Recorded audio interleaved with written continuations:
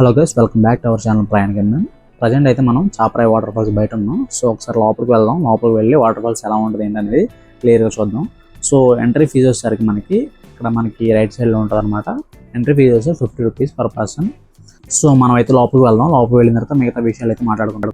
So once లోపలికి వచ్చిన తర్వాత మనకైతే అరేంజ్మెంట్స్ అయితే ఎలా ఉంటాయి అనమాట. మనకి దింసా డ్యాన్స్ అని చెప్పేసి ఇక్కడ అరకు ఫేమస్ ట్రైబల్స్కి సంబంధించిన కల్చర్ అనమాట. సో అది మీకు లెఫ్ట్ సైడ్లో మీకు ఇక్కడ కనపడుతుంది కదా. సో పార్క్ లాగా అరేంజ్ చేసి ఆ మధ్యలో దింసా డ్యాన్స్ వేస్తూ ఉంటారు. సో చూడడానికి చాలా బాగుంటుంది. అండ్ అంతేకాకుండా మనం కావాలంటే మనకి వాళ్ళ కల్చర్ సంబంధించిన డ్రెస్సింగ్ సెన్స్ ఏదైతే ఉందో ఆ డ్రెస్సింగ్ మనకి వేసి మరి వాళ్ళతో పాటు పార్టిసిపేట్ చేసుకోవడానికి అయితే మనకి యూజ్ అయితే ఉంటుంది అనమాట.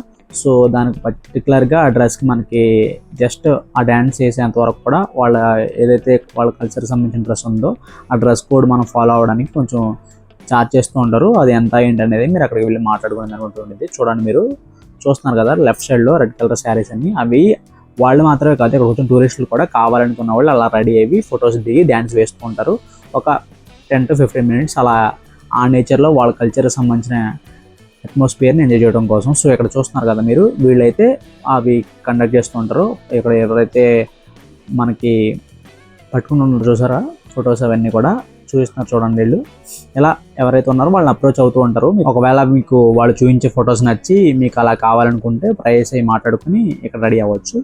దానికి కావాల్సిన ఏవైతే ఎక్విప్మెంట్స్ ఉన్నాయో అవన్నీ వాళ్ళ దగ్గర ఉంటాయి.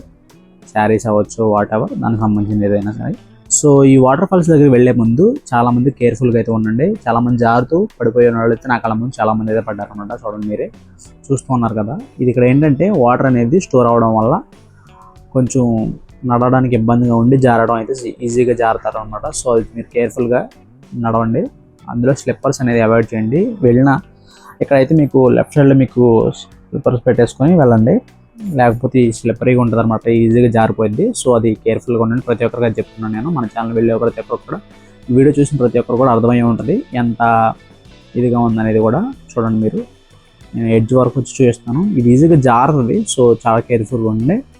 సో మనమైతే ఇప్పుడు మెయిన్గా ఈ వాటర్ ఫాల్స్కి మనం అరకు నుంచి ఎంత దూరం ఉంటుంది, ఎలా రావాలి అనేది క్లియర్ ఇన్ఫర్మేషన్ తెలుసుకుందాం. ఫస్ట్ ఆఫ్ ఆల్ మనం ఈ వాటర్ ఫాల్స్కి రావాలంటే ఇది చాపరాయి విలేజ్ దగ్గరలో ఉన్న వాటర్ ఫాల్స్. సో దీనికి చాపరాయి వాటర్ ఫాల్స్ అనే నేమ్ ఉంది. సో మనం అరకు నుంచి ఒకవేళ రావాలనుకుంటే అరకు నుంచి ఎగ్జాక్ట్గా 9 కిలోమీటర్స్ ఉంటుంది. అరకు నుంచి పాడేరు వచ్చే రూట్లో అనమాట. అలా కాదు, వనజంగి మేము స్టే చేసాం ఆల్రెడీ. కొంతమంది వనజంగి హిల్ స్టేషన్ వెళ్తుంటారు కదా. సో వనజంగిలో హిల్ స్టేషన్ స్టే చేసాం. అక్కడ నుంచి చాపరాయి వాటర్ ఫాల్స్కి వస్తున్నాం అనుకుంటే మీకు అక్కడ నుంచి నియర్లీ 35 కిలోమీటర్స్ ఉంటుంది వనజంగి నుంచి చాపరాయి వాటర్ ఫాల్స్కి. చాపరాయి వాటర్ ఫాల్స్ తర్వాత మీకు మళ్ళీ 9 కిలోమీటర్స్లో అరకు వ్యాలీకి వెళ్ళిపోతారు అనమాట. ఎలా అనమాట. సో అది దీని ఇన్ఫర్మేషన్కి వచ్చేసరికి ఎంట్రీ ఫీజు 50 రూపీస్ అని ఆల్రెడీ మీకు చెప్పాను. స్టార్టింగ్లో చెప్పే కదా, వాళ్ళ కల్చర్కి సంబంధించిన డ్రెస్ అనేది మనం వేసుకొని ఫొటోస్ కూడా దిగొచ్చు అని చెప్పేసి మీకు చూసే ఉంటారు. వాళ్ళు అక్కడ దిగుతున్నారు ఫొటోస్ కూడా. సో అదనమాట. అండ్ అంతేకాకుండా బ్యాక్గ్రౌండ్లో మీరు చూస్తే నా బ్యాక్గ్రౌండ్లో చాలామంది ఆ దింసా డ్యాన్స్ కూడా చేస్తూ ఉన్నారు. సో అదనమాట. కావాలంటే మనం ట్రై చేయొచ్చు.